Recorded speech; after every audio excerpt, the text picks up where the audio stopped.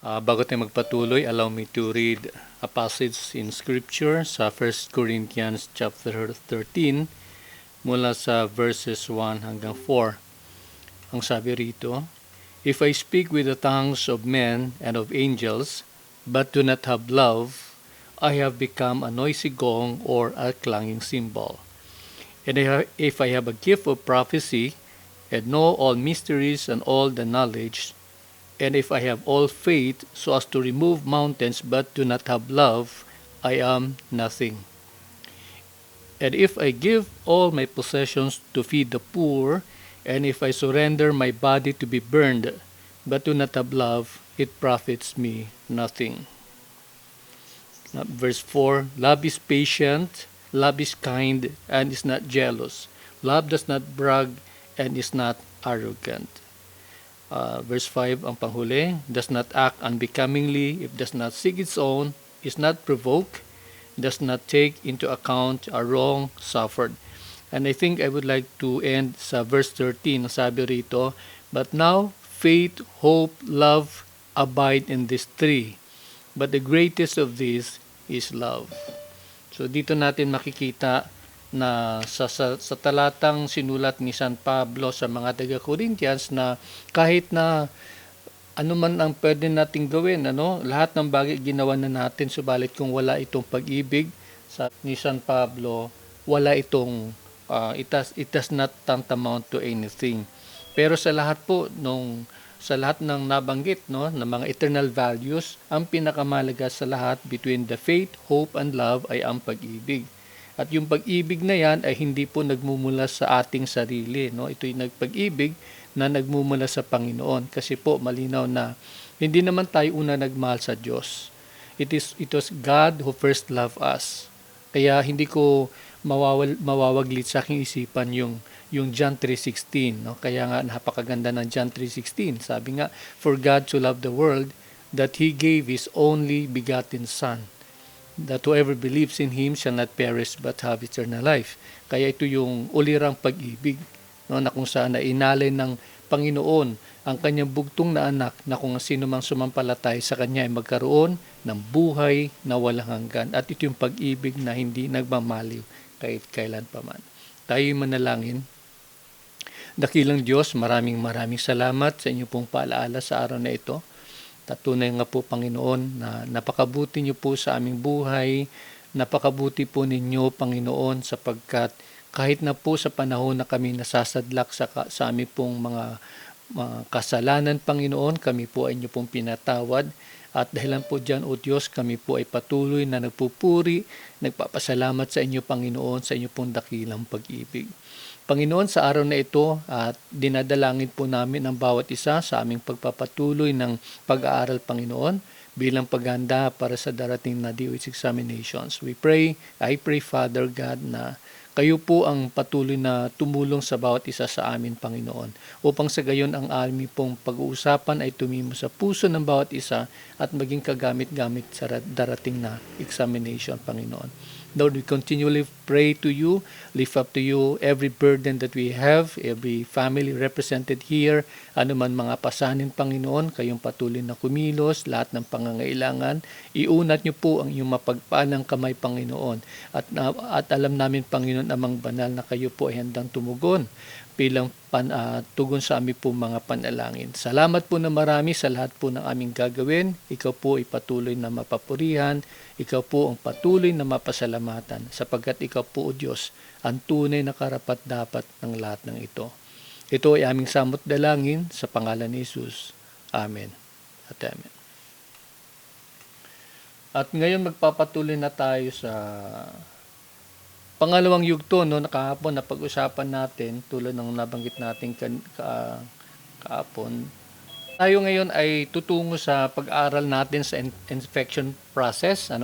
Pero before we proceed into that, balik tanawin natin yung ating napag-usapan kahapon. Napag-usapan natin yung 5 iba't ibang mga common microorganisms na siya yung dahilan ng pagkakaroon ng karamdaman ng tao. We mentioned about the following, yung bacteria, the virus, fungi, protozoans, and also we mentioned about the parasites. So ano yung kanyang mga characteristics? Ang dapat na nating tandaan, pag pinag-usapan po yung bacteria, ito po ay one-celled microorganisms at meron po siyang yung iba't ibang uri, no? Ang kanyang normal o common classification ay yung kanyang hugis, yung kanyang shape. Meron tayong yung kukay, ibig sabihin yun, bilog yung kanyang hugis. We have the rod shape na bacteria, ito yung bacilli. We have the spiral bacteria, ito yung halimbawa ng Spirochetes, or the comma shape na bacteria, which is the Vibrio. And one of the most common among these is yung iniinom natin na mga na yung Yakult, no? Ito yari sa Shirota strain, Shirota strain, Lactobacilli. Ito isang uri ng bacteria na nakakatulong sa ating katawan, di po ba? Nabanggit natin na hindi lahat ng bacteria ay masasama, no? Hindi lahat ng bacteria nakakasira sa ating katawan. So itong Shirota strain na ito ay pinangalan yung sa isang doktor na si Dr. Shirota, at siya yung naka-imbento, siya yung naka-discover ng bacteria na ito na nakakatulong sa ating pong internal organs, particularly sa ating stomach. However, katulad nung sinasabi ng mga experts, kapag ang isang bacteria ay kunwari ang kanyang habitat ay nasa stomach at nagkaroon po ng paglilipat sa ibang area, ito po ay nagiging pathogenic. Pag sinabing pathogenic, ito na po ay nakakapinsala na po sa katawan, no? Kaya kahapon mention po natin na kapag lumipat po yung Shirota strain Lactobacillus na to, lumipat somewhere sa utak, ganon, maging na siya, pathogenic. Okay? So ang sumunod naman ay yung virus, no? Ano po yung virus? Ang virus is a living microorganism, pero ito po siya uri po ng microorganismo na din po siya, no, para din po siyang parasitic. Bakit po? Kasi kailangan niya mabuhay doon sa mga living hosts, no? And the most common of the viruses na encounter po ng sanlibutan, no, kamakailan ay yung COVID-19, no, coronavirus 19. Ayon sa mga pagsasaliksik, there are over 200 na mga viruses that are found to have that could cause disease among human beings, no? So yun po yung mga characteristics po ng virus. Kaya lang po, sabi nga dito, ito ay self-limiting kasi hindi po siya maaaring mabuhay kapag nahiwalay sa kanyang host. However, para kasi hindi naman siya talaga magagapi, hindi naman talaga siya totally ma-eliminate, subalit the only way we can combat this type of mga microorganism is to strengthen our immune system, no? Kailangan palakasin natin immune system natin upang ito ay magapi po ng ating pong katawan, no? So ganun po yung nangyari po sa COVID-19. Kaya lang po, pagka pinag-usapan na po yung mga kababayan natin na yung may mga edad, no, yung mga senior citizen, kapag mayroong sinasabing nga po na comorbidity, no, mayroon bang ibang karamdaman, pwede pong lumala yung sitwasyon kasi habang humihina yung resistensya and with the presence of other diseases o other mga karamdaman na nga, no, ng isang tao, talagang tulong-tulong na po yan, kaya medyo lumalakas po yung mga viruses na yan. Ang sumunod naman po ay yung fungi. Ano po yung fungi? A fungi is a simple parasitic plant that lack chlorophyll. Wala siyang wala yung chlorophyll kasi yung nagbibigay kulay ng halaman na yan, at ito po ay maituturing na hindi rin po siya nagpuproduce ng kanya pong sariling pagkain. Siya po ay na-feed doon po sa kung saan po siya nakakapit na bagay, at ito po ay may kakayahan din po siyang yung asexual na sinasabi, no? Ibig sabihin po na pag nakat mo siya ng ganon, kusa na lang po siyang dumadami, no? Hindi na po na kailangan po ng male or female na reproductive process. Okay? And the next one is we have also discussed about the protozoans. Ang protozoans po ay tinuturing na the lowest form of animal na single-celled. However, ito ay mas komplikado kumpara sa bacteria. If you remember, di ba ang bacteria, one-celled microorganism. Ito po medyo complicated na po siya. At ayon po sa mga experts, there are over 30 kind of protozoans na pwedeng magdulot ng karamdaman sa mga tao. Ang panghuli na pag-usapan po natin ay yung parasites. Ang parasite is an organism living in and obtaining nourishment from other organism. So parang katulad na rin po nung nabanggit natin na katulad po sa COVID-19, di ba? Para din siya pong parasite kasi po kailangan niya magkaroon po ng contact doon sa kanyang host, at kapag buhay po yung host po niya, buhay po siya. Pag namatay yung host, mamamatay din po siya. Now, there are two types of parasites that we have to remember. Una sa lahat, yung facultative parasite, at yung pangalawan naman ay obligate. Ano po yung facultative? Pag sinabing facultative, ito ay uri ng parasite na kung saan ay nabubuhay po siya kasama po yung kanyang mga kalipunan, subalit pag nahiwalay po, ikaya din po niyang mabuhay. No? So yun po ay ang classification po ng tinatawag po natin na facultative parasite. However, yung isa naman po, yung obligate, ito ay isang uri ng parasite na talagang yung kanyang buhay ay entirely nakadepend doon sa kanyang host. Kaya pag namatay yung kanyang host, naturalmente, mamamatay din po siya. So, ayun po yun po yung tandaan po natin. Napakarami po niya ng mga pwede nating, na mga microorganisms, pero sa purposes po ng DOH, 5 lang po yung kanya pong binibigyang pansin na pag-aralan po natin. Ito po yung bacteria, yung fungi, we have the virus, of course, protozoans, and the parasites. Ngayon, tutungo na po tayo sa infection process. Ano po ang infection process? So, pag sinabi natin infection process, ito ay, ano po sa tingin nyo ang infection process? Ito po ay kaparaanan na kung saan ay naikakalat na isasalin po yung mga microorganisms. Particularly, yung mga microorganisms na nakakapinsala sa tao. Ngayon, una natin titingnan dito ay, ano po ang ibig sabihin po na infection process? Sabi po dito, ang infection process ay serye po ng mga iba't ibang hakbang na kung saan ay ang isang pathogen, no, katulad po ng bacteria, ay papasok at dumadami sa kanyang host organism at nagkakaroon po ng infection. At ito ay eventually magkakaroon po ng karamdaman, no? Kapag hindi po naampat, hindi po nagamot, maging malala po, no, sa katawan po ng tao. At ang sumunod naman ay ano naman po, no? Ayan, ito na tayo sa infectious. Tingnan po natin pala yung chain of infection. Here we are. So makikita po natin sa infection process yung sumusunod, the infectious agent, the reservoir, portal of exit, mode of transmission, portal of entry, and the susceptible host. So yan po yung isa-isahin po natin, no, sa ilang sandali. Okay, so una sa lahat yung infectious agent. Ano po ang infectious agent? Ang sabi po rito, an infectious agent is any microorganism that is capable of causing an infection in a host organism. So yan po, no, pagka siya dumami na po, naging nakakapinsala na po siya, no? Ang kanyang mga halimbawa ay bacteria, viruses, fungi, protozoa, and parasites. Yung mga na-mention natin kanina na pwede po siyang maging fatal po pagka nagkaroon po siya ng sandamakmak na pagdami sa katawan o sa isang host. Okay? So yun po ang infectious agent. Ang sumunod naman ay ang tinatawag nating reservoir. Ano naman po ang reservoir? Sandali po.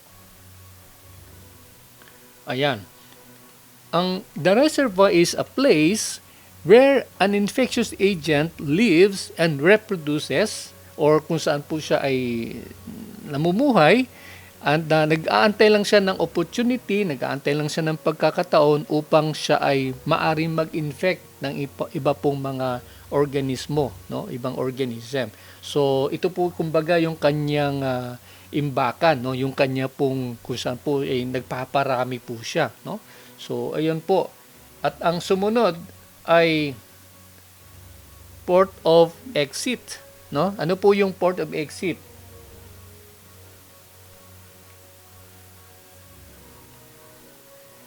Ang port of exit is, sabi nga rito, is the pathogen's exit route from the reservoir. Kung saan po siya namamalagi, kung saan po siya nagpaparami.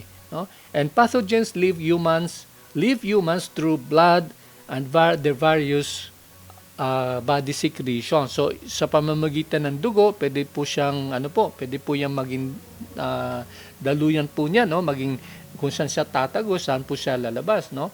Ang halimbawa din po yung ano po natin, yung sputum, no, yung pag tayo nauubo, lumalabas, yun po, pwede po siyang doon lumabas. Pwede po sa pamamagitan po ng semen, no? Sa mga pagka nagkakaroon, sabi ng mga abogado, yung carnal knowledge, no, yung nagkaroon ng sexual intercourse. So pwede po siyang may kalat po sa mga ganung kaparaanan o maging sa vaginal secretion. So ano bang paraan, no, na pwede po siyan, yan po yung mga kaparaanan upang siya ay maring lumabas sa kanya pong kinalalagyan, no, yung kanyang reservoir. At ang sumunod naman ay yan, skin-to-skin contact.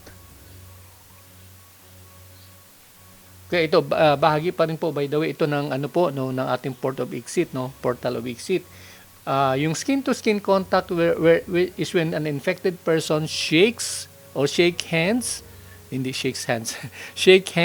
kisses or mix, yun, beso with another person. So isang paraan din po yan, no, yung sinasabi nating skin-to-skin contact sa pamamagitan po ng pagkamay, no, sa pamamagitan po ng paghalik, or yung beso-beso na sinasabi.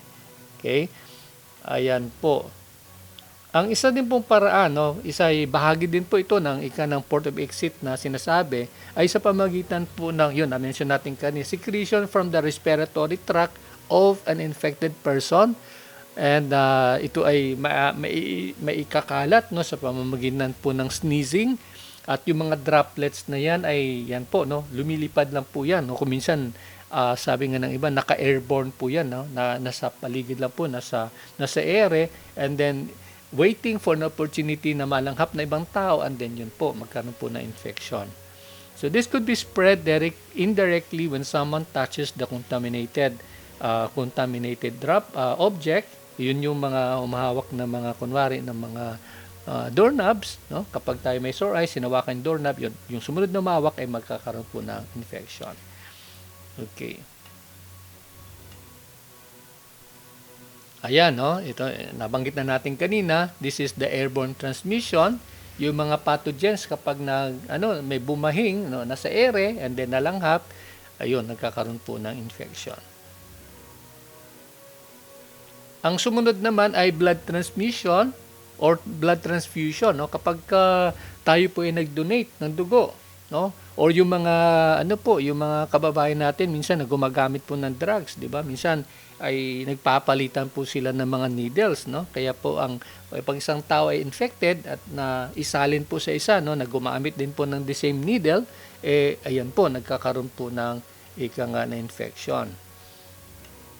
So ang isa din pong kaparaanan, no, by the way, sa pamamagitan po ng mga lamok, no, kapag ang lamok ay katulad ng dengue, no, yung dengue, yung mosquito na carrier ng dengue, pagka nakatumusok po siya doon sa isang healthy person, and then that's one way na nagkakaroon po ng transmission.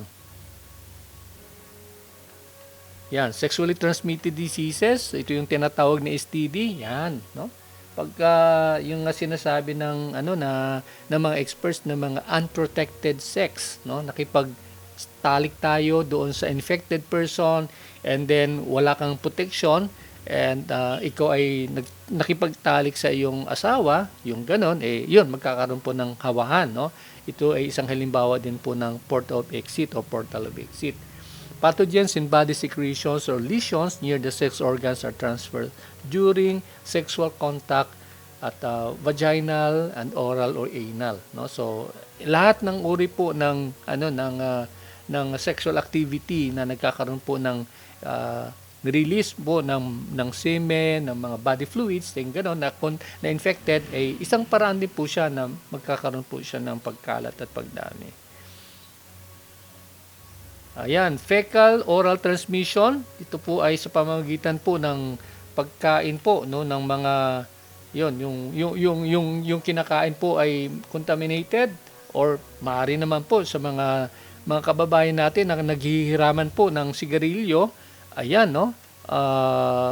Pwede po yan, no? Pwede po siyang, yun yung paraan po ng pwede kumalat, no? Kaya, isang halimbawa din yung nagsishare po ng mga straw, no? Yung mga kababayan natin may ring mag-share ng kanilang straw habang umiinom ng soft drink o umiinom ng inumin ng ganon, no? Or even the silverware or utensils na ginagamit natin.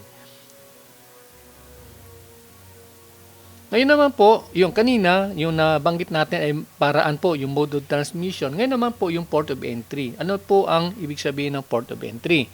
O, di ba, balikan natin kanina, meron tayong infectious agent, and reservoir, and then portal of exit, no, kung lalabas yung microorganism, and then naisasalin yung mode of transmission. And here we are, pag-usapan natin yung portal of exit, no, or port of entry. Ano po yon? It's the route by which a pathogen enters the body to of the new host, no? So from an infected person, lilipat po siya doon po sa tao, sa individual na hindi po wala po siyang infection for a while.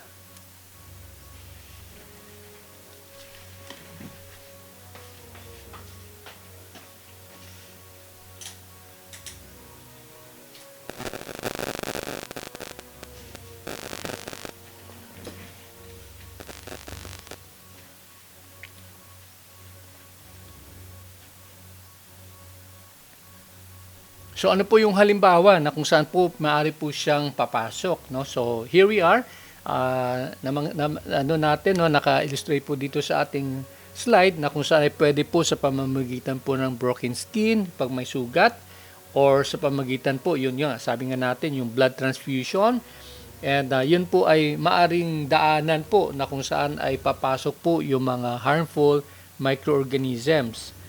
Mucous membranes, ayan, contact to the mucous membranes, infectious materials may be inhaled into the lungs. So kanina pagka tayo ay yung pag infected person ay bumahing po siya, lumutang po yung mga microorganism and then malalangha po ng tao sa pamagitan ng kanyang paghinga, no? So yun po yung sa pamagitan po ng paghinga, diretso po sa lungs. Kaya ang tao na walang karaniwang karamdaman ay magkakaroon ng karamdaman dahil po sa pagpasok po ng mga microorganisms na mga ito.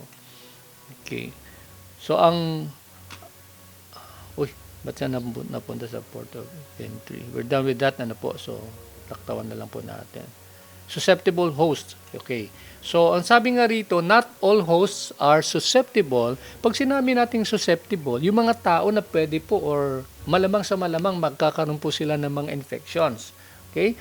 Ang sabi nga dito, hindi po lahat ng host ay posibleng maging susceptible. Ibig sabihin nun ay potential na mahawaan po ng mga harmful microorganisms. Bakit po? Sapagkat may iba sa atin ay mas malakas po yung kanilang antibodies. Malakas yung kanilang pong pangontra po sa mga harmful microorganisms. Kaya maaaring pumasok yung mga pathogens na ito pero hindi po makakaporma. No? Hindi po siya makakakilos ng gusto kasi yung resistance ng tao ay malakas. No? Malakas yung kanyang immune system. However, may mga bagay-bagay na maaaring maging vulnerable po yung mga kababayan natin, no? Halimbawa, kapag ang tao po ay talagang mataas na po o yung idara na, tawag na namin sa Bisaya, no? Kung may edad na po yan, ayun, no?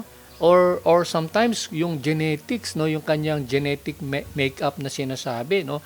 May mga tao kasi na talagang likas silang minanamana na nakahinaan sa kanilang katawan at the moment na nagkaroon ng trigger, ayun po, madali po silang mahawaan, no? Madali pong mag-react yung katawan, manghina po yung kanya immune system at ganun po, maaari na po siya magapi ng mga harmful na mga microorganisms. Okay, so yan, yes, nabanggit dito, nutritional status, kapag ang tao naman po ay hindi mahilig kumain ng gulay, halimbawa, no? Ang kanyang agahan, pananghalian at hapunan ay pawang mga junk foods, no, mga pagkain na walang kasustansya, ayun po, pwede po sila maging susceptible na host. Or yung personal hygiene. no? Ang iba hindi naman masyado mahilig maglinis ng katawan ng kanilang sarili, no? Yung mga hindi masyado minsan lang maligo, yung things like those, no? Kaya naging na sila, no? Naging prone na sila po, no? Kasi hihina po yung kanilang resistensya, and then pag pumasok po yung mga harmful microorganisms, ayun po, madadali po yung kanilang pangangatawan. Okay? And of course, alam naman po natin na yung stress, no, malaking bagay din po 'yan. Kasi po ang tao na hindi niya na ma-manage yung stress level ng kanyang buhay, kasi po sa totoo lang naman, kailangan po natin ng stress. Don't you think so? Kailangan natin ng stress, ano? Bakit natin nasabi kailangan natin ng stress? Kasi pag walang stress, alam niyo po, pag walang stress, pagising sa umaga, hindi ka nakikilos. 'Di ba? Wala ka nang alalahanin basta ka lang pagising mo, dilat mo lang yung mata mo, higa ka lang, gano'n. Pero yung stress kasi, yun yung dahilan kung bakit kailangan nating kumilos, no? Halimbawa, kung kayo ay like for example, tayo, lahat halos naman tayo nagtatrabaho, kailangan natin umisip na maaga kasi kailangan natin maligo, kailangan natin maganda, kailangan natin mag-prepare ng pagkain natin, things like those. Yun ay mga stress na healthy, no? Healthy po yung mga stress na yon. Ang hindi po maging yung masasabi nating hindi healthy na stress ay yung sandamakmak na mga bagay-bagay sa buhay talagang na-absorb na natin, ano? Hindi na natin na ma-manage. Kaya ayun, no?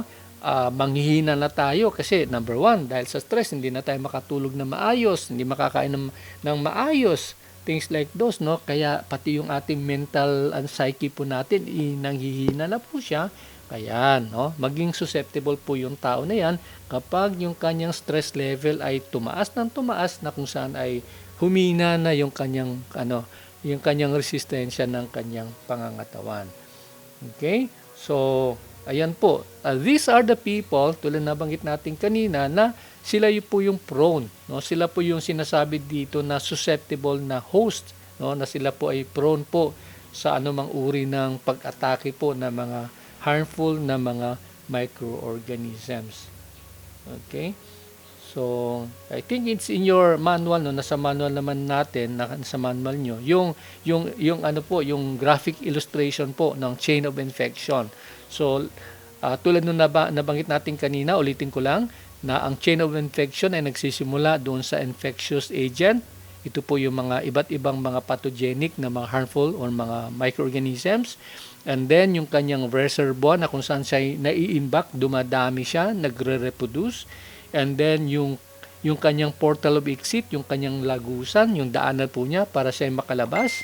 And then, yung kaparaanan po, yung mechanics of transmission, yung paraan po ng pagkalat po niya, we have mentioned kanina, yung skin-to-skin contact, yung through the transmission by air, no, airborne transmission, and so on and so forth. No? So, ito po yung paraan po ng kanyang pong pagkilos, yung kanyang pong pag-transmit, and then, yung sinasabi naman po natin, yung portal of entry, kung saan po siya maaaring pumasok sa pamamagitan po ng mga lesions, sugat sa kamay, or through the semen and other elements. And then, yung panghuli, the last but not the least, is yung susceptibility ng tao, yung susceptible host. Yung tao na madali po siyang magkakaroon po ng infection, no? Particularly, yung mga elderly nating kababayan or yung mga genetically inclined kasi medyo mahina po yung kanilang, yung may minana na po silang mga karamdaman sa kanilang lahi, things like those at many other elements, no? So, ayun po yung kaya bilang mga massage therapist, itatahi po natin, kaya po dapat maging alert po tayo na yung ating client, posible po siya na pwede po yung maging carrier po siya, no? And then alamin po natin yung mga ibang paraan. Later, we will be discussing naman yung control mechanism as recommended by the Department of Health. Ano po yung mga paraan upang mapigilan po yung pagkalat po ng mga harmful microorganisms na mga ito. Ang susunod nating pag-uusapan ngayon ay yung signs and symptoms of inflammation. Okay, so ayun, assuming na ang tao po ay nagkaroon na po ng infection, mahina po yung kanyang yung kanyang immune system, nagapi po siya, that means nagkaroon po ng pagkalat at pagdami po ng mga harmful microorganisms. Kaya po paano natin malalaman po bilang mga massage therapist, yung mga tao na ayun na po, meron na po silang infection, meron na po silang mga posible na po na kahinaan na po sa kanilang pangangatawan. Sabi nga rito, the body reacts to microbial invasion by producing an inflammatory response. So pagka napasukan na po ng isang harmful microorganism, yung isang host na yan, yung isang tao na yan, nagkakaroon po ng inflammatory response. Ano po yung inflammatory response? Yung reaction po ng katawan, particularmente doon sa sa pagpasok po ng pathogen na ito, na harmful microorganism. Bakit po? Kasi yung katawan po natin, may built-in na kakayahan po yan na i-resist yung mga microorganisms na to, yung mga harmful microorganisms. Okay? So, ayun po. Ano po yung mga paraan para malaman po natin na mayroon pong infection or mayroon pong nasa isang early stage na po na inflammation yung ating pasyente. So, here we are. I think nasa anong page ng inyong manual, makikita po natin page 86, thereabouts. Okay. So, yung unang or yung sinasabi nga dito, yung classic signs and symptoms ng inflammation ay ang sumusunod. Ano po 'yan? Una sa lahat, yung init, the heat, Ang isang katawagan diyan, calor. Yan, ayun po sa manual ng DOH. Heat or calor, ito yung init, pagkakaroon ng init, pagkakaroon ng sinat, yan po ay isang indikasyon na mayroon na pong inflammation sa loob ng katawan ng isang tao.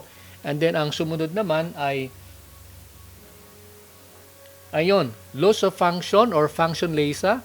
Ibig sabihin nun, hindi maikilos yung isang parte ng katawan, wala nang nanghihina na po siya. Yan, loss of function. That means meron nang nangyayari inflammation sa katawan ng pasyente o ng ating client. And then ang sumunod naman yung pain or dolor. Ayan. So may nararamdam ng pananakit, Yan, isang na yan, sintomas na po na inflammation kapag may pananakit na sa parte ng katawan. At ang sumunod naman ay yung pagkakaroon po ng yung kulay ng balat, pamumula, the rubor. Ayan, yung pamumula na yan, isang indikasyon na po na meron pong inflammation sa katawan po ng tao. At ang panghuli ay yung swelling, Yung pagka nagkaroon or tumor, ang tawag dito tumor. Pagka nagkaroon na ng pamamaga, pagka nagkakaroon po ng bukol. Ayan.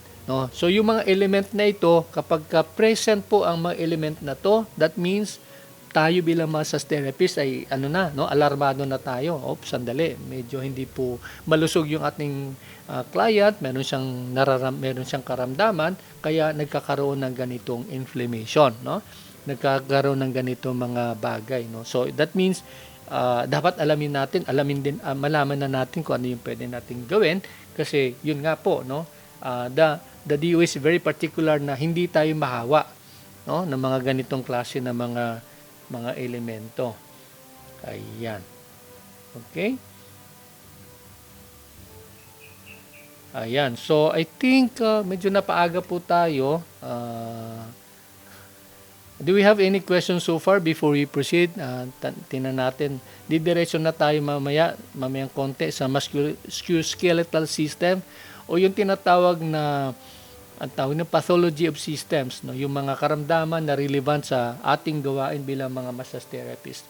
Do you have any clarification so far? Kung wala po, tutungo na po tayo sa next po na slide presentation natin, and we'll be discussing about sa mga iba't ibang mga bahagi po ng ating pong sistema ng katawan ay mayroong tinatawag po tayong pathology, pathological conditions. Tingnan po natin for a while.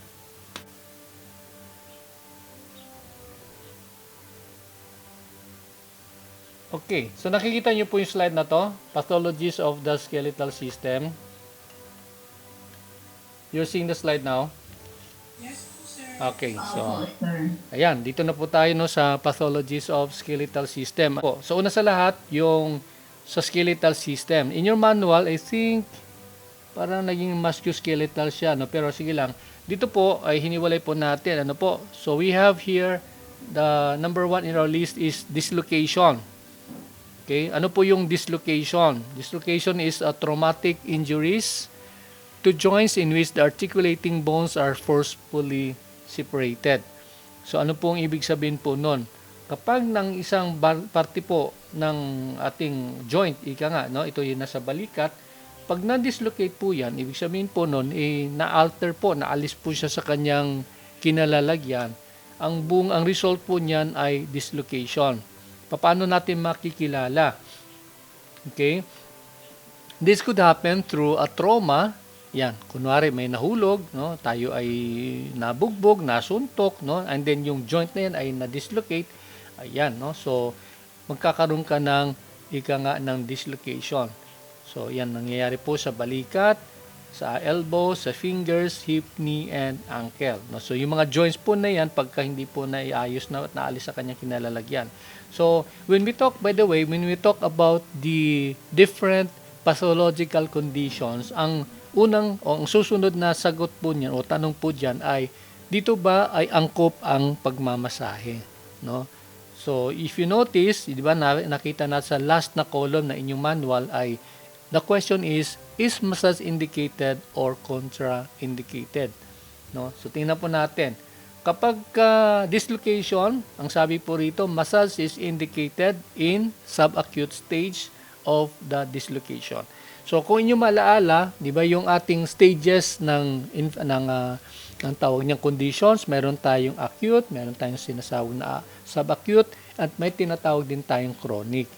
So here, kapag ang condition ay dislocation sa ating pasyente, no, nagkaroon ng dislocation at ang kanyang condition ay naging subacute, no, hindi pag sinabi natin, by the way, ang classification na acute at subacute, pag sinabing acute, ito ay nasa ibig sabihin po the first 3 hours nung trauma, nung dislocation, ayun po, no, ibig sabihin acute po 'yon. Pero pagka sinabi na pong subacute based sa DOH manual, lumipas na po yung mga ilang oras, probably ilang araw na nandoon na pa rin po yung kanyang karamdaman pero nag-subside na yung pain, nag-subside na yung ibang mga effect ng trauma na yan. Sabi nga dito, massage is now indicated. No? Ibig sabihin po, pwede na po yung masahihin yung client natin. Ang tanong na lang dyan is, kaya ba nung client na masahihin yung parte na meron pong dislocation? Okay? Yung mga kababayan natin, lalo na yung mga narinig natin ng mga manghihilot, di ba? Talagang paborito po nila yan, no? Pagka naipilay, dinadala sa kanila agad, no? Hinihilot agad. Pero siguro dahil sa pagtitiwala nung pasyente, tinitiis-tiis niya na lang. Pero yun nga, ayon sa DOH, kailangan muna mag-taper off muna, no? Magkaroon muna siya ng pag-subside ng pain and then saka natin pwedeng masahin. Now, the question might be, yung masahe ba na yan ay systemic or locally contraindicated? Ano sa tingin nyo? Well, dito 'di ba, parang ako personal tingin ko dito is this is locally contraindicated, no? Kapag ang condition ay acute, locally contraindicated. Pero the moment na na medyo nasa subacute na siya, malinaw dito na na siya, pwede na po indicated na po yung masahe. Yan. The next thing is fatigue. Oops, sandali. Ayan, yan po yung mga halimbawa po ng mga by the way, no, mga iba't ibang uri ng mga bone fracture ito, I'm sorry. Ba't napunta siya dito? Bone fracture ito. Okay, fracture. Sige po. Yun nga po, tulad ng sinabi ko, medyo hiniwalay ko na po kasi nung nasa manual nyo yata, I think in the manual is pinagsama musculoskeletal system, pero in my presentation today, hiniwalay ko po yung dalawa. So, ang sumunod ay fracture. Okay, ano po yung fracture? Ayan, nasa number 4 pala na inyong manual. So, fracture is any kind of a broken or crackled bone. No? So, ibig sabihin po, yung buto na nabali or nag-crack, no, na buto. And sabi nga dito, this is painful and involves loss of function at the nearest joints. No? So, ibig sabihin po nun, at the time, yung trauma nangyari, ay talagang masakit po yan. No? Sabi nga, nagkakaroon ng function lesa, no? Nang hihina, o hindi ka makakilos yung ating katawan, no? Yung kamay na affected. No? At ang sabi nga rito, mahirap siyang i-diagnose kapag walang gamit po ng X-ray. So, in this illustration, makikita po natin yung iba't ibang uri ng mga fractures. And sometimes this is being asked sa DOH examination, no? Yung iba't ibang uri ng mga fracture ng buto. We have the transverse. Yung transverse po ay yung kanyang bali po ay tagusan po, no? From end to end. Pero ang tawag po niyan, no? Yung perpendicular, no? Diretso siyang paganon. Meron tayong tinatawag na linear bone fracture. Pag linear bone fracture, yung bali po ay nakalinya lang po siya, no? Parallel siya sa buto, buto ng tao. And then meron din tayong tinatawag na oblique. Okay, pag sinabing oblique, non-displaced, yung kanyang pahalang yung kanyang bali, pero nakadikit pa rin, no? So, yun po yung oblique non-displaced, and then meron din po tayong tinatawag na oblique displaced. So, pahalang po siya. Tama ba yung term na pahalang? Yung ganon. Oblique. And then, talagang natanggal na siya, no? Nabali, nagkaroon talaga ng separation. Ayan. Meron din tayong tinatawag na spiral na fracture. Pag spiral fracture, yung kanyang bali ay paikot po, no? Yan, paikot po siya. Yan po yung tinatawag po natin na spiral fracture. And then yung green stick naman, mayroon lang siyang kunting bali, no? Pero hindi po siya yung tagusan. Yan yung tinatawag po na green stick, no? Green stick fracture. And then yung comminuted comminuted na fracture, mayroong parte po na yung bali po niya ay mayroong sa kalagitnaan mayroong pong pagkadurog-durog, no? So yan po yung comminuted. Okay, so ulitin natin. Ito po yung transverse, pahalang po siya, no? Tagusan, dirisan from end to end. You have the linear fracture, parallel po siya sa buto. Mayroon tayong oblique na displaced, pahalang po siya pero naka-intact pa rin, no? Bali po yan, pahalang po yung bali po niya.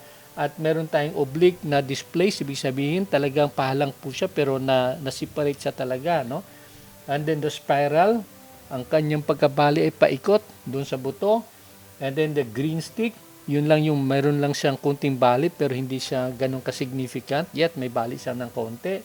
And then yung comminuted. Ayan. So may bali po siya, pero yung bali po niya sa pagitan po ng dalawang buto ay mayroong fractures, no? May fragments, no? Yan, ganun yung kanyang pagkabali. Now, the next question is massage indicated? Ayan. So, ang sabi po ng DOH, for acute fractures, massage is locally contraindicated, no? Yun nga pong sinasabi nun. Pagka kasagsagan lang po ng pagkabali, ibig sabihin po ng DOH, wag na wag mong gagalawin. Yung part na yon, you could just do the massage doon sa ibang part ng katawan, provided hindi po yung affected area. Yun po ang sagot po ng DOH po dyan, no? Sabi po nila. However, sabi po ng DOH, kapag subacute naman po, no? Pag sinabi natin subacute, like what we said, ito ay lumipas na po ng ilang oras, tumagal na po ng mga 1, 2, 3 araw, naging subacute na po yan, kaya pwede na po siyang masahiin dahan-dahan. But still, katulad nung sinasabi po natin, lagi tayong alalay kung kakayanin ba ng client o ng patient yung pain na kaakibat ng masahe na yon, no? So that means kailangan extra sensitive po tayo doon sa ating client. Okay.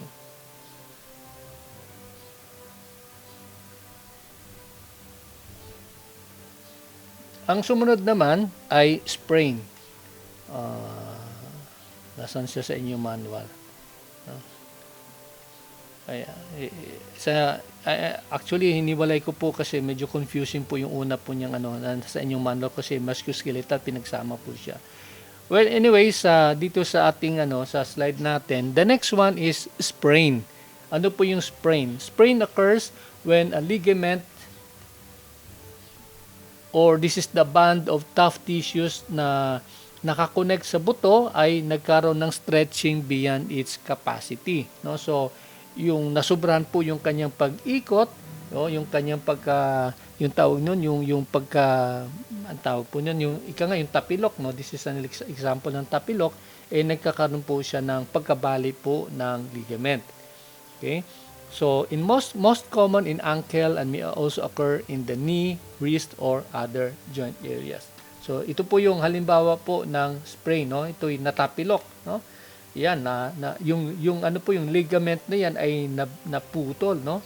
Nagkaroon po ng hindi naman putol, kundi na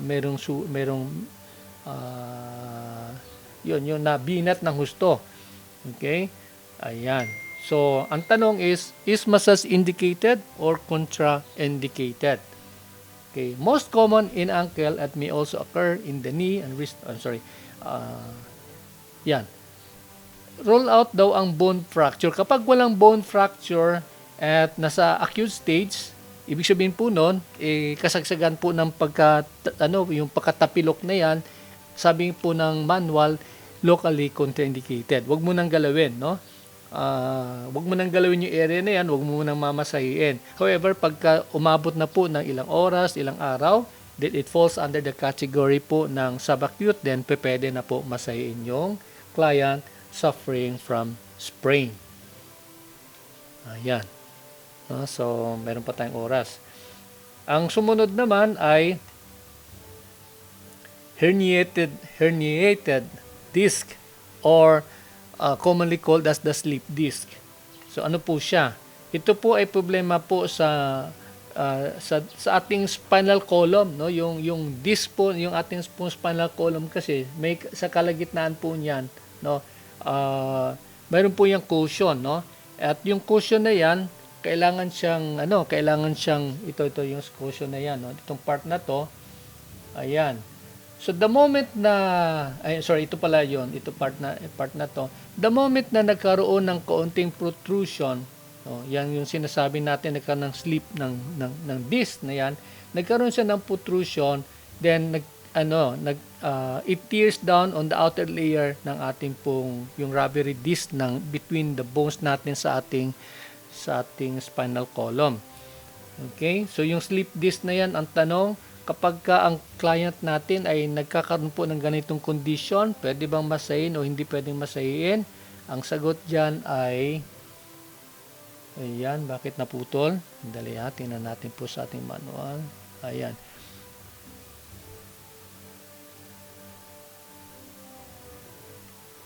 Sir, saan po under yung herniated disc? Nasa page 91, can you check in your manual? It falls under the natin sa skeletal system. Like what we said, sa manual kasi napagsama siya, so I intend to hiwalayin siya kasi nakukonfuse yung iba. Anong page sa manual nyo ngayon? Page 80 po. 80. Okay. Sa manual ko kasi itong revised version natin na 91. So, okay. Anyway, so kung nasa 80, ang tanong dyan is, makikita nyo naman, di ba, is massage indicated or contraindicated. For subacute stage, massage is indicated. No? O, ibig sabihin po noon, medyo lumipas na po yung ilang araw. Pagka, di ba ang indicator naman natin yung pain? Kapag masakit na masakit at the time na nagkaroon po ng ganung pain, huwag natin munang galawin. However, if it takes time already, ilang oras, ilang araw na mayroong humupa ng kaunti yung pain na yon, then massage has become indicated. Ayan. Okay.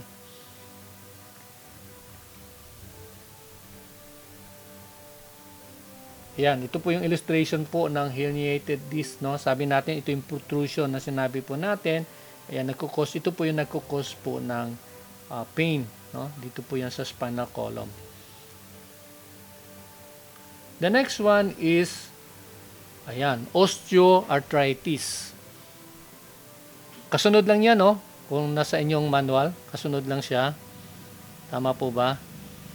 Opo. So, osteoarthritis or OA.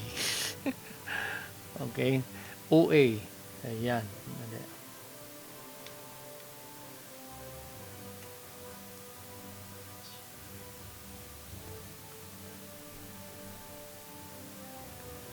Ang OA ay or osteoarthritis ay isang uri ng degenerative disease. Anong ibig sabihin ng degenerative disease? Ito ang uri ng karamdaman normally na nararamdaman ng mga tao na nasa advanced years of age. No? So, yung mga senior citizen natin ng mga kababayan. No? Ayan. So, ano pong nangyayari when the cartilage that cushions the ends of the bones in the joint deteriorates. No? So, yung mga joint na yan. Kasi pag bata-bata pa, ito yung ayos po, katulad na sa tuhod, no? Ito po yung ayos po ng ating pong knee, no? Ng ating pong patela.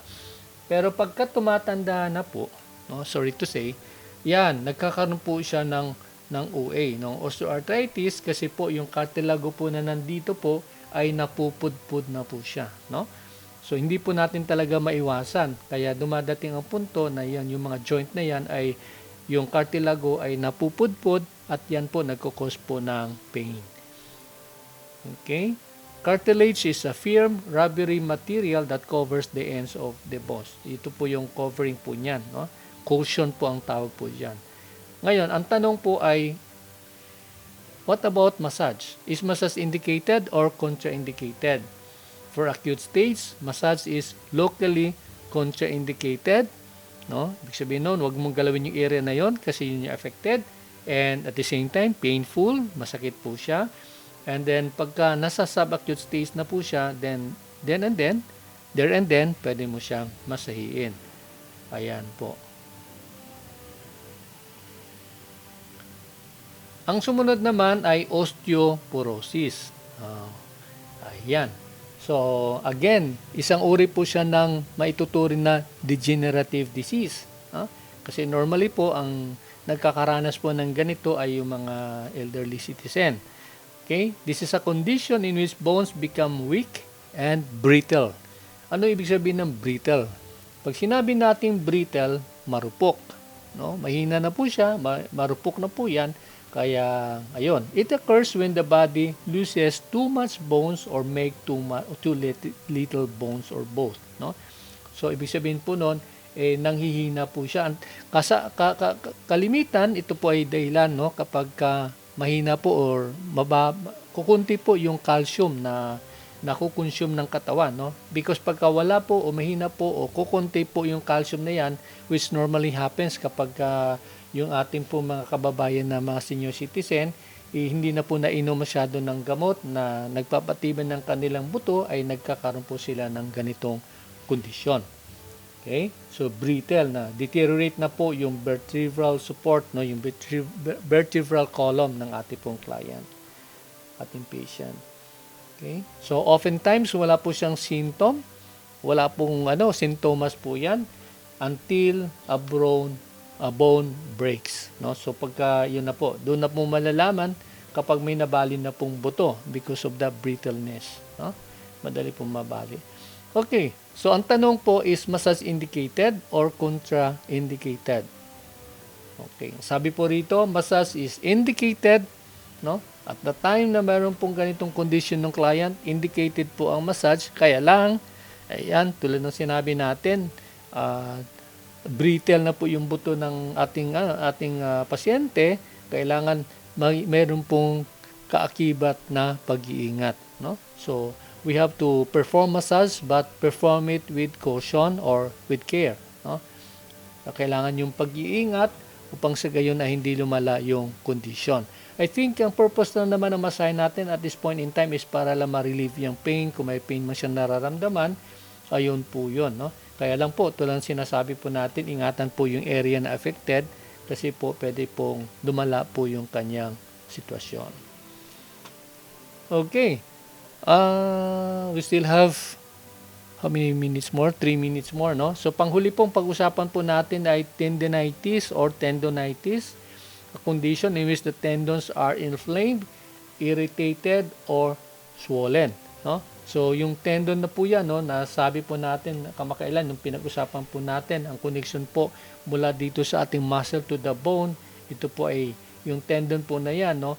Kapag ito po ay nagkaroon po ng inflammation o nagkaroon po ng swelling ika nga or irritation, then yun nga, no, nagkakaroon ng inflammation po yung tendon na yan, kaya yun. So, ang dahilan malamang sa malamang ay kung kapag ito ay overused, no, madalas na siyang nagagamit, lalo ng mga atleta, or injury, no, may trauma, may nangyari pong trauma, or due to medical condition. So, halimbawa kapag ang pasyente ay yung kanyang diabetes, yun, pwede po yung maapektuhan na po yan yung kanyang tendon. Ang tanong ay, is massage indicated? Ano pong sagot ng DOH?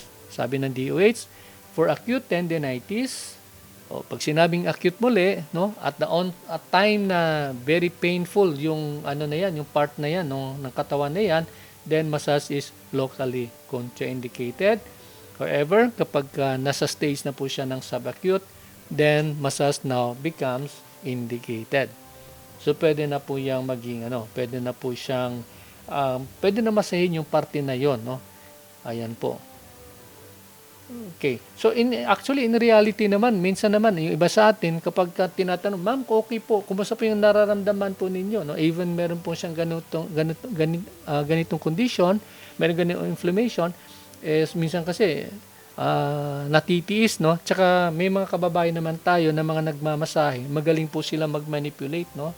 In such a way na yun na napapasadahan nila pero hindi masyado painful, no? Kasi nasa depende po yan how you massage that particular part of the body. Kaya nga po ako naniniwala madalas yung tinatawag na TLC, no? Tender loving care. Kapag minasahe mo siya with care, with love, yung gano'n, no? Daan-daan lang, banayin lang po. Ayan, nakakatulong po siya, no? But technically, sabi po ng DOH, kapag ka-acute, sabi po niya, locally contraindicated. Okay? So, there you are. Yun po yung hanggang dito lang po tayo kasi wala na po tayong oras. Do you have any clarification or question with regards to what we have discussed so far for today? Mayroon ba kayong gustong pang clarify? Alvin, okay ka na? So, ayun po. By tomorrow, tuloy po tayo sa ating pag-aaral. We will be discussing if we will be able to finish yung skeletal system, then we'll proceed sa muscular system, no? Kasi magkasunod naman po yan. Okay. Sir, Yes, Alvin. po. Yes, Alvin. Mag-send po ako ng full payment po mamaya, sir. Sige. Okay. Gabi na po, sir. Gabi na po. PM na lang. Sige po. Sige, PM na lang pagka na-send mo na.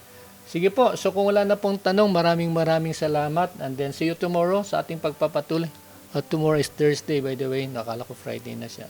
So tuloy po tayo, pag-usapan natin. Basta po yung lang dito is tandaan nyo lang kung ano yung mga sinasabi sa manual, no, regarding doon sa indication at contraindication.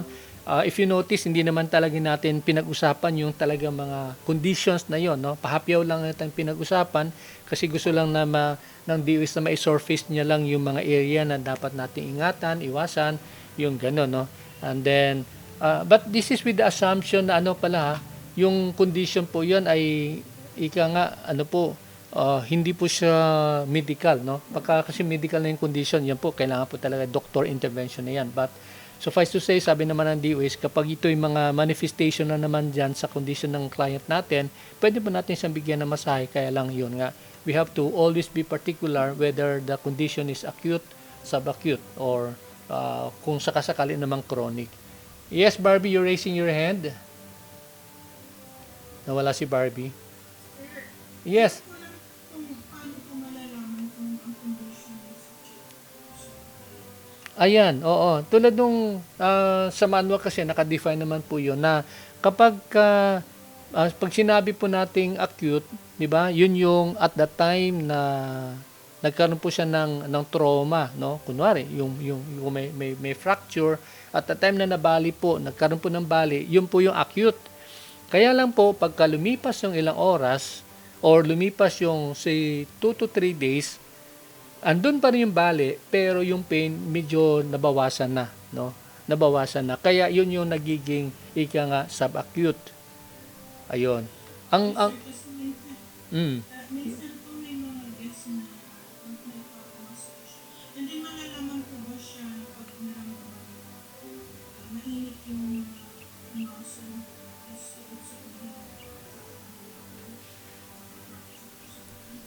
Actually, ang magre-rely tayo dun sa information ng client. Kasi mahirap naman na, iba, naramdaman lang natin, nakita lang natin, and then we will, already. Well, anyway, pwede mo naman siyang tanungin, ma'am, meron pa kayong bali? Nagkaroon ba kayo ng bali? Kasi minsan naman nagvo-volunteer sila ng information. So, yun na yung natin, no? Kaya lang, tulad sinasabi ko, kasi yung sa manual kasi, this is just a guide, no, coming from DOH.